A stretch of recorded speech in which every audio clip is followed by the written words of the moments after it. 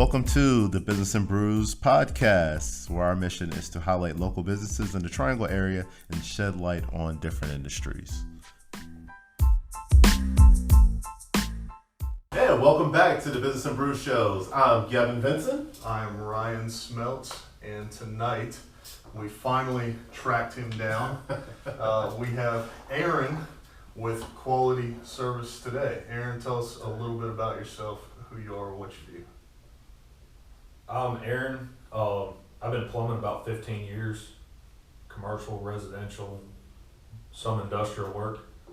I've been in business about 2 years. I primarily focus on residential more so than anything. I do some commercial. That's pretty much it.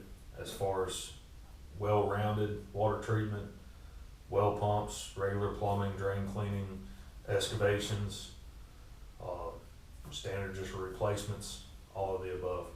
Awesome. That's cool, Thank man. you for being here, man. Definitely appreciate you coming on the show.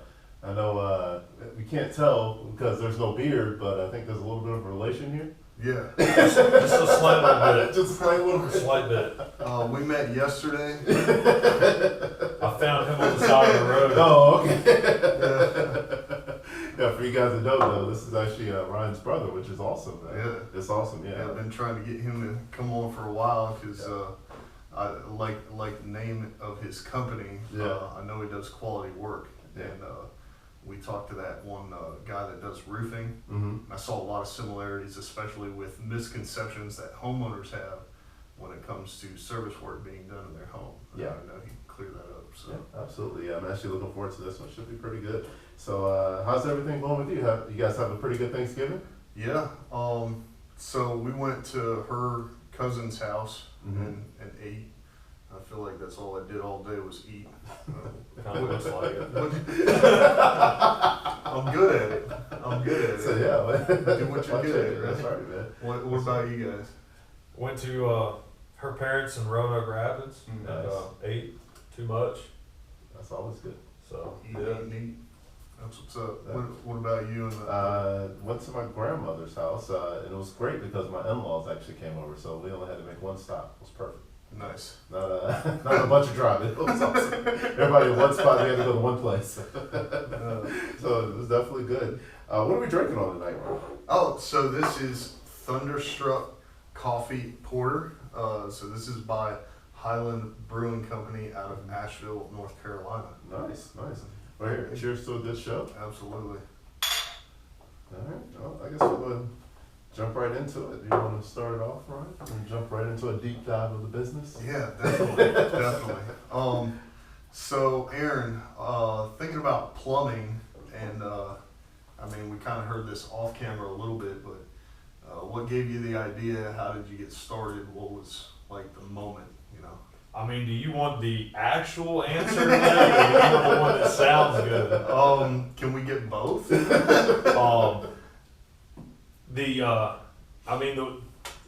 all reality, if I, step back in all of 15 years, ultimately, even as a kid, I was always creative. I love just making things out of nothing. And believe it or not, a lot of that goes into plumbing, especially when you're working on certain things. You got to get really creative. Of course, there's legality issues that you got to follow, but a lot of times when it comes to repair, you got to think outside the box. It's not cut and dry. There's nothing brand new. Mm-hmm. You got to learn to make it work, especially when you're working on real old houses. Oh, yeah. So it's something that I got into at a young age, when I was 16, Mm-hmm. and I just kind of took it from there. It's something I love doing. I love working with my hands, talking to people. I talk to a lot of people, meet all kinds of people that do some of the craziest things. I think it's some of the cool thing I like about it. I've met people I never imagined that there was a career doing that, Mm-hmm. but they're doing it. So, Yeah. So it definitely it's something different every day. Yeah, it definitely is. So how's your journey so far? I know you said, how long have you been doing it so far? I've been doing it right at 2 years. Okay, so how was the journey from going from being a W-2 employee to being a business owner? How's that transition been for you? Scary. It's scary. I'm not a desk and computer and paper kind of person. Yeah. It's the worst thing in the world for me to do, to sit down and do anything on that. When I click a button and it doesn't do what it's supposed to do, I don't know where to put a wrench on it, so I just want to throw it out. That's probably my biggest downfall in business. Mm-hmm. Excuse me. Is the clerical work. Yeah. I hate doing it. So yeah, that's probably, going into business is probably one of the scariest things I ever did. Yeah, it really is. But the good thing is, as far as the clerical piece of it, you can always outsource that. You can always find somebody, a good CPA or a good accounting person, to make sure your books are done. They make those? Because I've learned that business. Yeah, you definitely gotta surround yourself with people so you can do what you love to do and the things that you're actually good at. Because it sounds like the clerical part, you definitely don't. No, I don't like it. I'm not good at it. I don't care about it. Yeah. Down the road, I understand. I would love to grow, Mm-hmm. but at the end of the day, Mm-hmm. I want to stay where I'm at. Like, I'd rather just let somebody else sit in the office and, I will work for myself. That's right. Yeah, I love that. I love that. So I want to go back a little bit, because you talked about it like getting creative and meeting all kinds of different people, and then you talked about older houses, like as it relates to getting creative. So what are maybe some pieces of advice you would offer to someone that has an older house that sees those types of problems arising? As far as, Like whether it deals with their plumbing specifically, or say they're having a certain type of problem, like a water pressure problem or a drain problem. what do they need to look for? What do they need to look for, or are there things they could do to prevent stuff like that? I mean, one of the biggest things, to do to prevent any kind of plumbing related issue is, have it checked out. Mm-hmm. One of the biggest things I give to, you said you were in real estate a little bit, Yeah. is I give to anybody that's buying a house is one of the best things you can absolutely have done is have a sewer line camera. Mm-hmm. Houses sit vacant, roots grow wild then. Mm-hmm. There's no telling how many people I go to where they're like, I just bought this house last week and the sewer line's backing up. Yeah. Have a heating and air guy, have an electrician, have a plumber come in and do a trade specific inspection, because unfortunately, everybody has their good points, but Mm-hmm. like me, I carry a sewer camera on my truck. That the home inspectors Mm-hmm. that do those, they don't. Right. And they're up to date on some codes here and there, but there's no specific training course for that, Mm-hmm. as far as getting into that. And so there's a lot of prevention there just by shooting a camera down the line. Yeah. If you're living in an old house, if you notice your pressure fluctuating, you can have the pressure checked. You can actually buy a pressure gauge from your local box store they usually sell them for in the irrigation departments. Mm-hmm. You screw it on a hose spigot. The state says anything over 80 psi is excessive pressure on your plumbing system. Mm-hmm. That'll help prevent a lot of drippy faucets, runny toilets, a lot of things. That's a good point. You just screw that pressure gauge on. If you got pressure over that, it'd be a good idea to reach out to a professional and see about having a regulator valve installed or replaced. They do go bad. No, you're right. I mean, you're exactly right as far as the actual home inspection. I mean, I know whenever we're actually looking at houses with an actual client, one of the things we usually look for is if there's any polyurethane pipes, or if there's a septic tank. Of course, that requires a separate inspection, over and beyond the actual home inspection itself. But those are very valid points. Yeah, definitely. Ryan's up in the movement. And the polybutylene's a good one. That's I've gone to tons of houses, and that pipe was funny. it had the lawsuit, and of course it's all gone. Mm-hmm. Some people had a lot of problems. Some people had problems with the fittings. Right. You know, at the end of the day, if they have that kind of piping, Mm-hmm. it's unknown when's the problem going to start. You know, it's like driving a car with 500,000 miles on it. You never know. Well, I might make a mile. I might make it 10 today. You never know. You know, I love that answer when I love hearing that. Well, it's never happened before. Yeah. Well, that doesn't mean it won't happen. yeah. You know, and I don't want to insult anybody when I say things like that, but Yeah. you know, it's like when you go to the doctor, I'm sure you've gotten a cold and stuff like that before, but at some point in your life, there was a first time for it. Exactly. You went to the doctor. Well, now it's happened before. You know, there's a first time.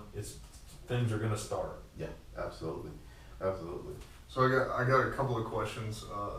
One, back when you were talking about the camera and stuff, it sounds like a couple of things that people can do, which are pretty simple, is get that pressure gauge and check their pressure to see if there's possibly already an existing issue.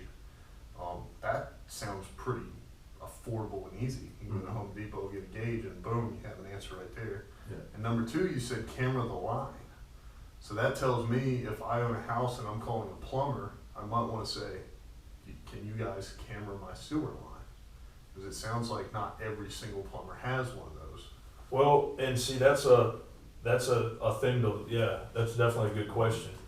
And, I mean, like you were talking about pressure, I pretty well check pressure anytime I work on anybody's house. Mm-hmm. Sometimes it sounds funny to people, why are you checking my pressure on my hose spigot when you're working on my faucet? Well, All coincide.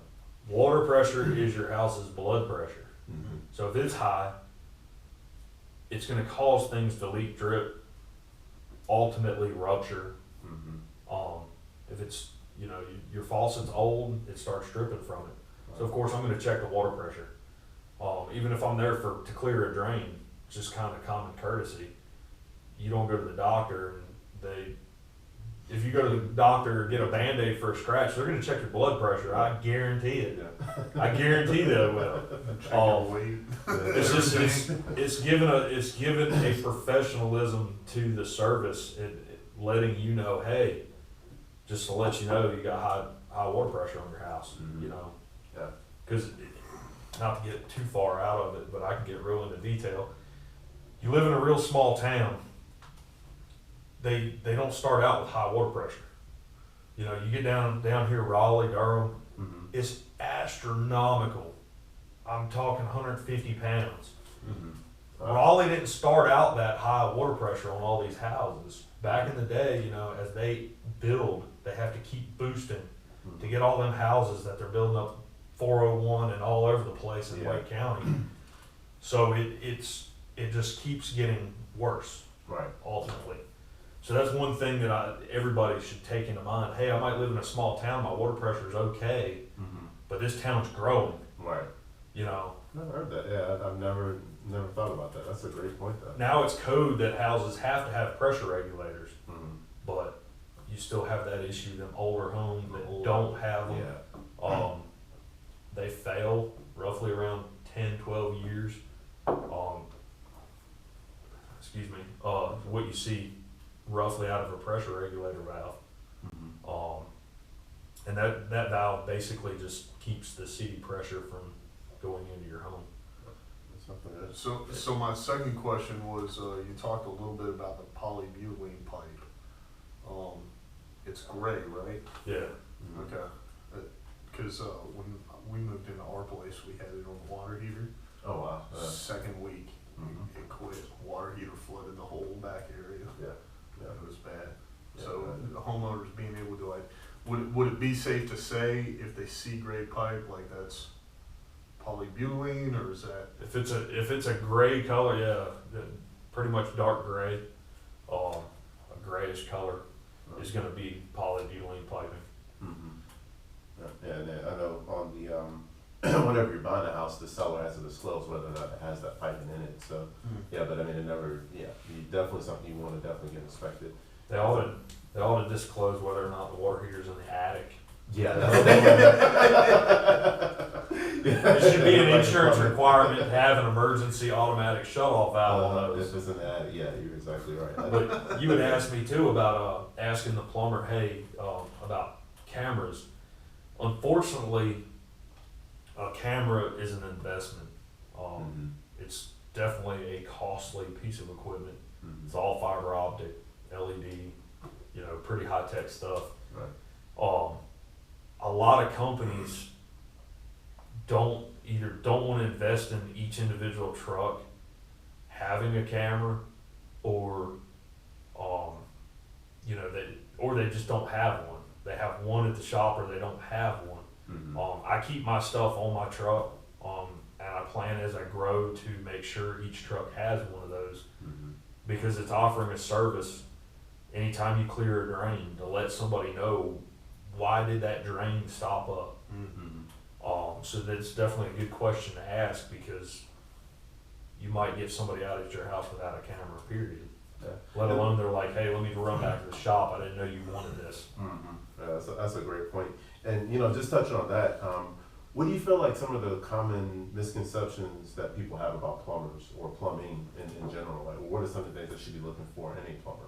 I mean, everybody thinks we're nasty. I don't know. You're pretty clean to me. I hear that a lot. I think that's one of the biggest ones is people are like, isn't that dirty? Yeah, some days, I won't lie, some days I have where I really question my ability to make good career decisions about myself.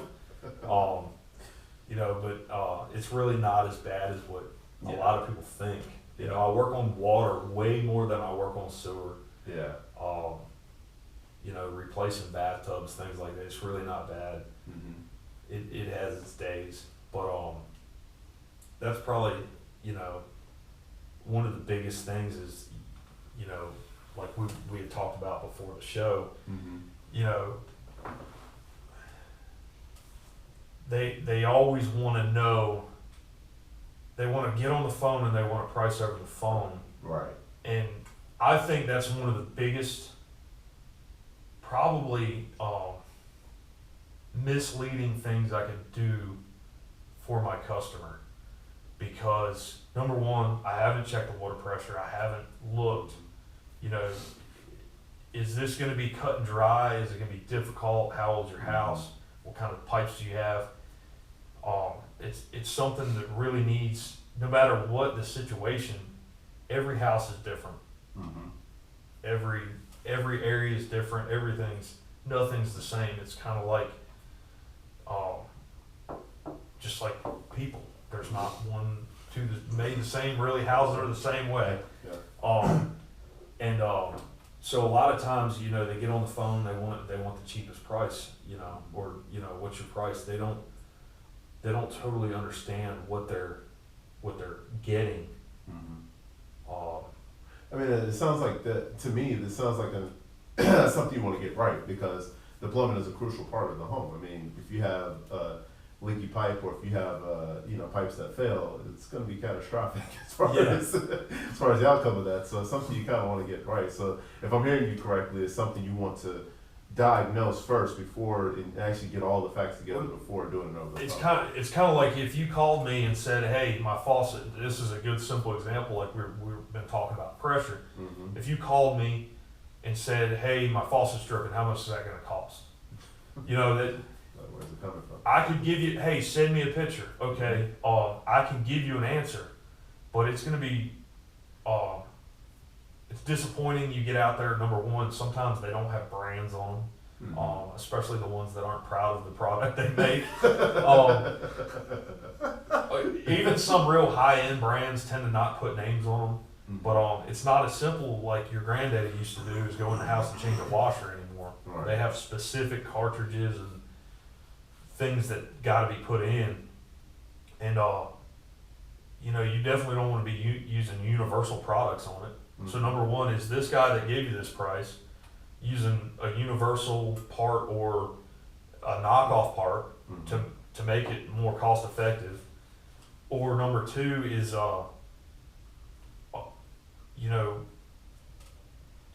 what if your water pressure's high? So now I'm answering that question, then I come out to your house and I check your water pressure, and it's astronomical. You live on, Wade Avenue, and your water pressure's through the roof. Well, me as a professional, yeah, it's the right thing to do to give you an option. Hey, this is how much this. Now you're disappointed in me because now I found something that's contributing to the issue, that's the actual cause of the issue, Right. most likely. So now you're disappointed that now, well, you told me this much, and now you're saying that, this is how much that's going to cost me. So to me, it's just a total disservice to be without properly diagnosing it. I hate using that as a subject because they got all them jokes out there, but you call the doctor up, hey, what's wrong with me? Most of the time they're going to say, hey, you need to come in. Yeah. I mean, but that's just the professional thing to do. I mean, you definitely want to give a right answer versus giving them a quick answer. So I understand that. It's kind of a good example too is an oil change. Well, you probably don't drive the same kind of car that I drive. Yeah. If you call it, hey, how much is your oil change? Yeah. Well, they're going to want to know the year, make, model, what engine, for the most part, Right. that's in the vehicle, because now there's a gazillion. If you have a diesel vehicle over a gas one, the cost is double for an oil change. Yeah. So how disappointed would you be if you showed up and they're like, oh, well, you didn't tell us it was a diesel? Yeah. That's going to be double. You're going to be really disappointed. Yeah. And that's the last thing I want to do. I like to be real upfront, clear with people. Yeah. Typically if they got high pressure, there's never a have to.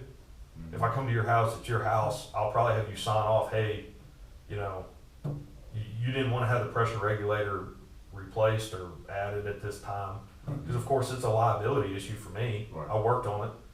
I walk out of your house, it blows apart, but Yeah.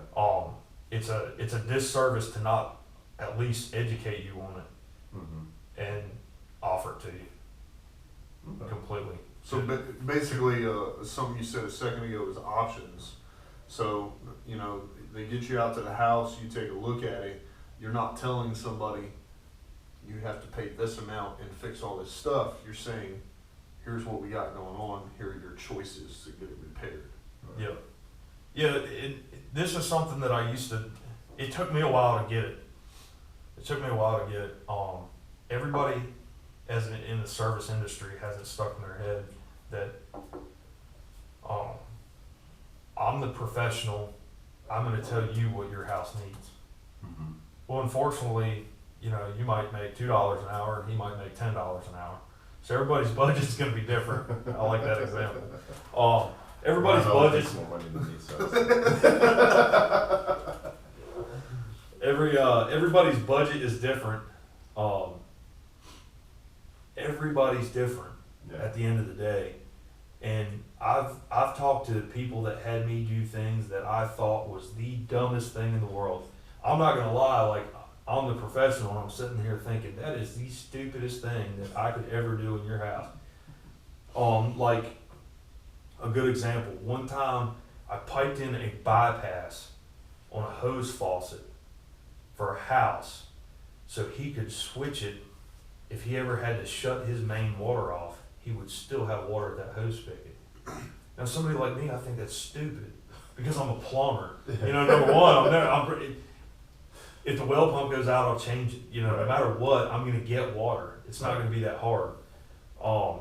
But then so as a service professional, you got to remove yourself from that mindset. I need to put my mindset is, okay, I know nothing about plumbing. What would make this person's life easier in the event of an emergency? So you got to ask questions. You need to say, hey, does this happen a lot? Do you like this? What would make their life easier, and what's the best option for them? I've been to houses that have the pink toilets and they want to keep them. I wouldn't have a pink toilet, but hey, I'm not looking at their pink toilet every day. I promise you that. I'm more than happy to fix that, old pink toilet, 30-year-old pink toilet, At the end of the day, I like to think of that, and it seems like that was one of my goals when I went in business, is to, offer a good professional service, to educate people and let them choose what's best for their house. Right. Because, my plumbing's on me. Mm-hmm. All right. So, I mean, with that, I mean, that definitely is a great point. Being in the service industry, and it seems like there are plumbers and contractors out there that give the profession a bad name as far as trying to take advantage of people that don't quite understand. Totally. What are some of the things that people need to be looking for? Is it, if they're going to hire a plumber? Options. Options. I mean, that's another thing that helps with is, when you have somebody come in your house and they're like, this is what you need, and this is how much it's going to cost you. Mm-hmm. That immediately, especially when we're talking thousands. Unfortunately, good plumbing is not cheap, but yeah, unfortunately. But you get what you pay for, I would imagine. Yeah, definitely. When you say what to look for, is number one, your Google reviews. Mm-hmm. Google is one of the most strict. I don't know what you'd call it as far as internet based. Internet's not my thing, but they're the strictest out there. They don't pick and choose what shows up, what reviews show up at the top of the list. They don't pick and choose who can leave one. Is what they do. They do monitor where they come from. Mm-hmm. Excuse me. So with Google, you can pay people, believe it or not, you can pay people for reviews out there in this world. That's dirty, right? Yeah, it is. Google will crack down on that. They red Yeah. flag that. They will shut you down. They will Right. turn your page off. You will not show up on their platform anymore. Mm-hmm. And they will fine you, I think it's multiple thousands of dollars. Yeah. That's some things I've looked into versus, Facebook, as much as I like Facebook, and everybody likes Facebook these days, Facebook can be deceiving. Right. Anybody can go on my business page right now, whether I've met them in my life before, and leave me a review. Mm-hmm. There's nothing stopping them. Right.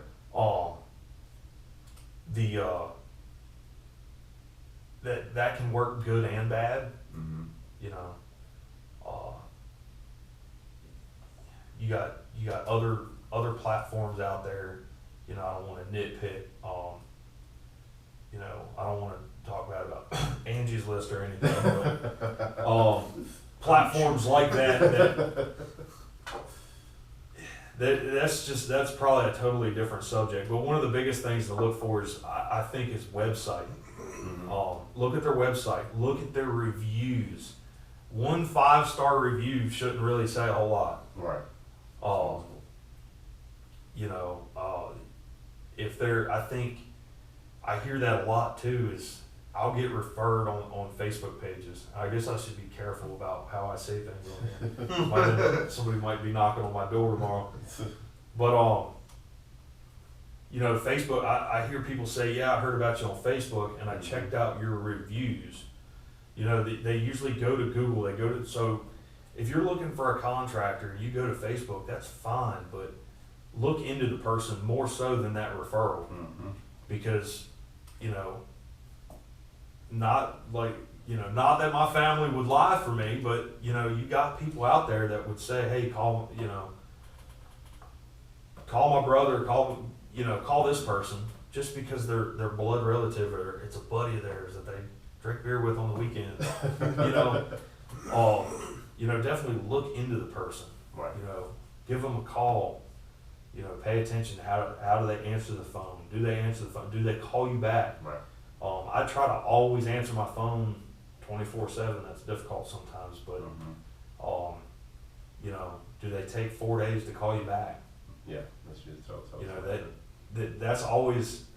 That's a big sign there of what kind of value you are to them. Mhm. You know, and like you said too, is you know, we talked about upfront money. Mhm. You know, I try to refrain from taking anybody's money up front because that is one of the biggest issues in this industry. Mhm. Not so much taking money for, how do I word this? That's just one of the biggest issues is a contractor taking money Mhm. and not performing the job, Right. or taking 4 times longer than it should to do the job. Right. But when it comes to taking 4 times longer, it's disappointing. But did the job get done good, right? Mhm. You know, that's one thing. I wouldn't really say anybody really took advantage of there. Right. But that's the biggest thing is contractors taking money, not coming back. Yeah. Yeah. That's a very big Not- thing, right? Yeah. Not doing what they say they're gonna do. Yeah. So that's one reason that I try to refrain from taking any kind of deposits. You know, most stuff's returnable. Sometimes it costs me money. Mhm. If, you know, a job falls through or something, I've already got things lined up. Mhm. But that's a big thing for me, is just not, I don't want anybody to be nervous about me finishing a job and doing the job I said I was gonna do before I receive payment. Right. That's a very great point. So, we kind of talked about this a little bit already, but I am curious. You kind of just talked about like what the customer needs to look for and stuff. When it comes to you and running your business and where you're at right now, what are some challenges that you're currently facing? Ugh, challenges. Keeping up with work sometimes. You know, you know, definitely around the holidays gets tough, like the week of. You get a lot of people that put things off, and then they start thinking, oh, hey, it's a holiday, I need to jump on it. Yeah. People come. You know, I think I worked, 40 some hours in 3 days trying to go away for Thanksgiving. Oh. Yeah. Make sure you can eat. Yeah, trying to go away and, you know, trying to get everybody taken care of that was Yeah. calling, hey, I forgot about this, or hey, this just happened. Mhm. You know, I mean, that's probably one of the biggest downfalls is, you know, just trying to keep up with workload right now. Just one guy. Yeah. Just Yeah. one guy. Same. That's a good problem to have. I mean, being, Yeah. you know, having too much work. Definitely. Obviously, it definitely would be good. I mean, I look back now and I remember just sitting around stressing, like, what am I gonna do? Yeah. You know, I need work. And I would let it like just eat me alive, that I would do nothing all day except sit around and think, how am I gonna get work? And it's definitely different now. Now I wish I hadn't hated not having work back then. And it never work in this industry. It's never steady. Yeah. It's either way, yeah, it's always up and down, up and Yeah. down. So that's a struggle, because unfortunately it's funny, you know, nobody plans on their pipe to burst or their water heater to go out. You know, and it seems like all those people always call at the same time. Yeah. It's all the same. It's feast or famine, right? It is 100% in this industry. Absolutely. So you ready to do the questions we have, Brewer? You want to transition to that, or you got anything else? One more. One more? I One like more. it. Let's do it. We kind of already talked about this as well, but I'm curious, like, later on down the road, big picture, you know, where do you see this going? What's like your ultimate goal?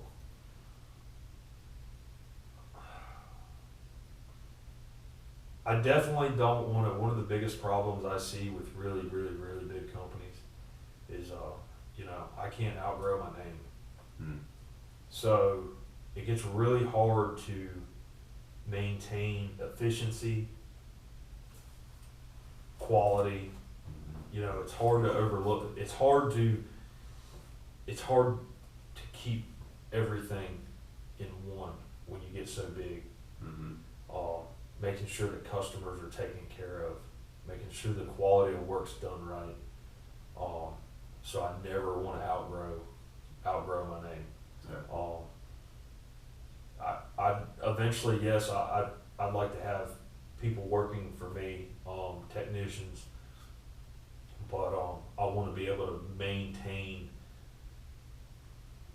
one of the highest levels of service I can possibly offer to a homeowner. To make sure they're taken care of, the work's done right, and standing behind my work. Yeah. So, because it you get to a point where a lot of these companies, they'll just hire anybody because they got the work, they've been around so long. And I don't want to be that. I don't want to do that. Yeah. It's real quick to get a bad name doing that. Very easy. Yeah, exactly right. Right. Go So, ahead. sorry. No, Yeah, I forgot about that question. Thank you for circling back to that. That's usually the one. Well, some people. Do you usually ask that one, or is it me usually? I think we just I try Yeah. to touch all the bases. I just like asking that one because some people want to be Amazon, Yeah. and some people, like he just said, want a certain level of quality. And I'll give you a good example of Amazon, and I won't say any names because I wouldn't. It's just not good for business. But there's businesses out there that are so big, and Amazon. When you're talking service industry, Amazon's a little bit on a different level. Right. It's all internet based. A lot of it's convenience. When you're talking about a service industry, people going to somebody's house, when you get over a certain size, like I said about efficiency, there ends up being communication issues. You have so many turning parts that have to turn together that it seems like the biggest companies in the industry, how do I word this? They just don't. There's too many connecting issues that aren't lining up there. they forget where they came from. It's just like that. They forget where they came from, and I'm trying to think of the best way to word this is there's just a lot of miscommunication.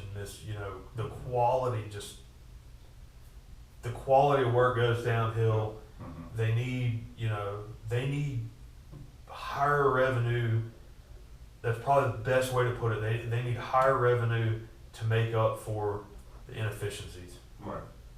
Right. Yeah, because it seems like the work is going to be there because it's just one of those industries that there's a huge demand for it, and they're just trying to keep up, and the quality is suffered. Is what it sounds like. And once you get big enough, once you get so big, everybody's like, oh, I've seen their trucks, I've seen this. They got their brand out there. Everybody knows who they are, so they're just like pick up the phone and call them, without realizing that it's there's shorts in their systems, and it's pretty disappointing. It gets bad names for people, in the industry. I know a guy. I don't know a guy, but I read in Simon Sinek's Leaders Eat Last. He talks about a factory, and the guy walked in, and he owned the place, and he walked in, and at one point they had, like 1,500 employees, and he didn't know people who were working for him.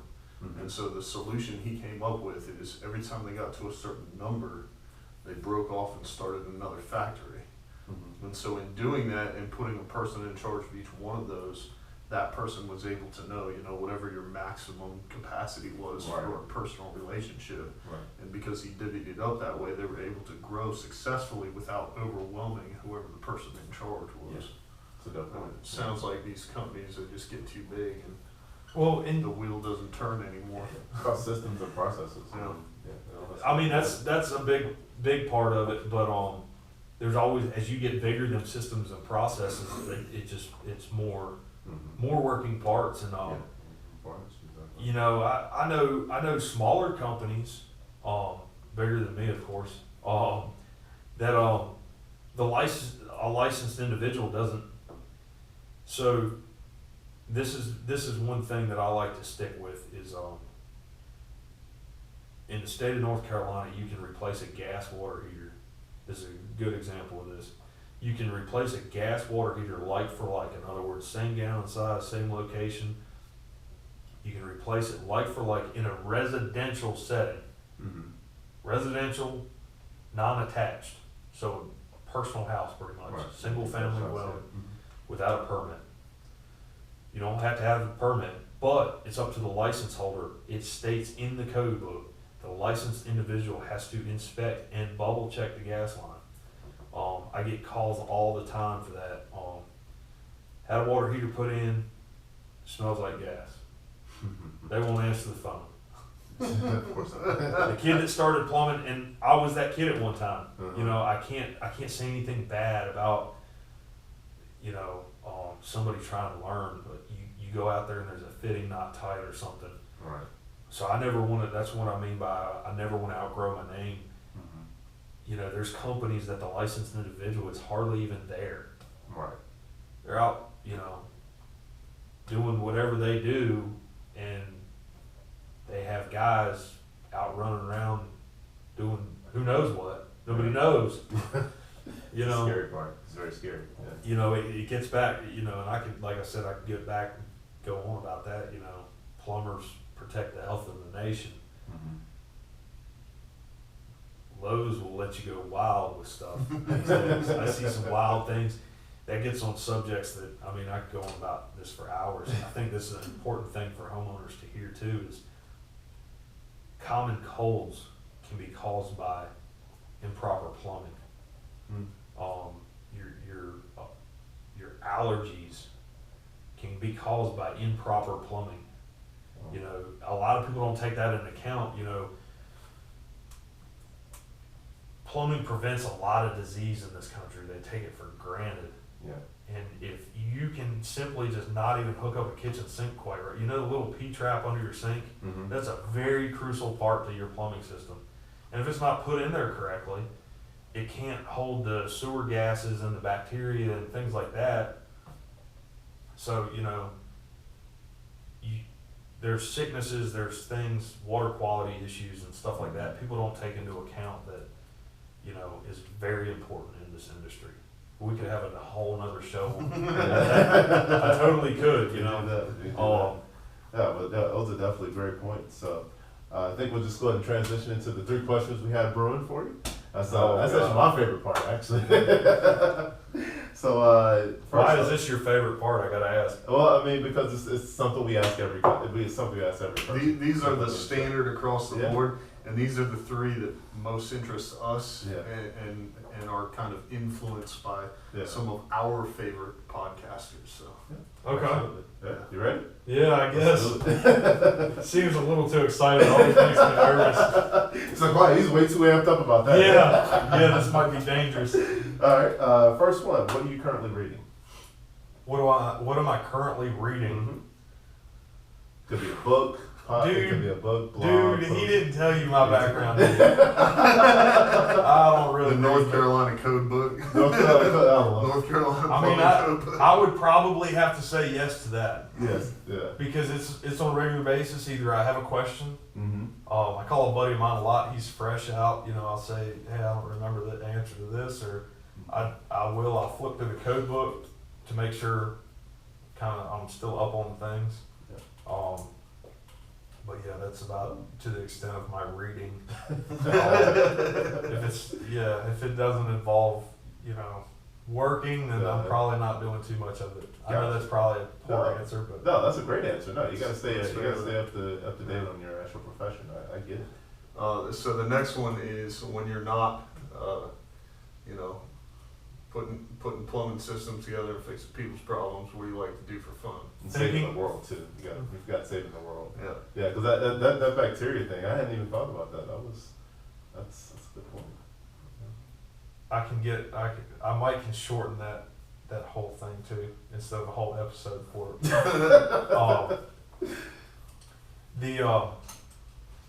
What am I doing when I'm not plumbing. I'm thinking about doing plumbing.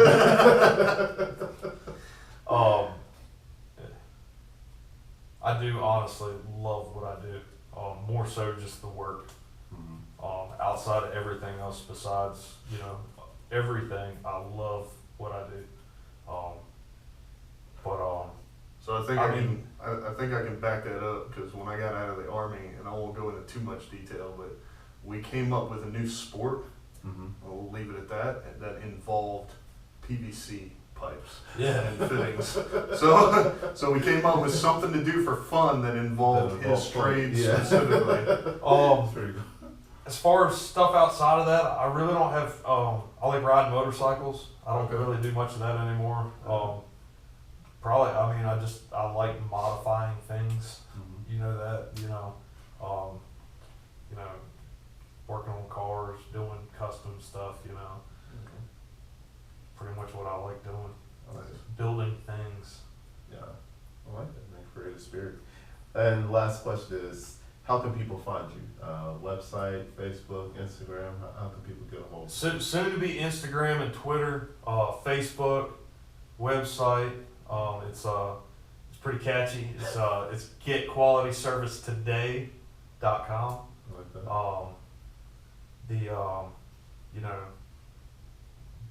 Leads back to some jokes my buddies tell me about my name, but then it's Quality Service Today, Facebook. Okay.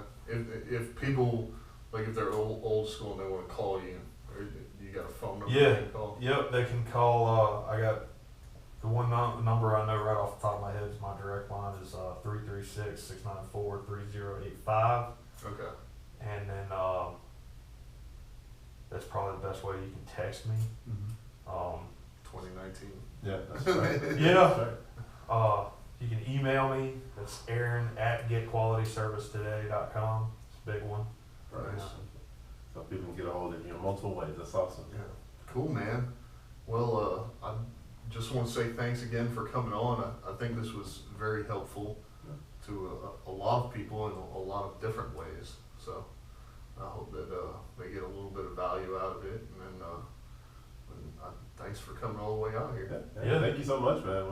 We'll definitely catch up on those Ryan stories and all the embarrassing stories we have on Ryan after the show. So Real quick, the one thing we're working on is, if you guys found any value in this whatsoever, and I know you do because we've had chocolatiers on here, we've had owners of nonprofits who help underprivileged children, and owner of a nonprofit who helps people who have cancer.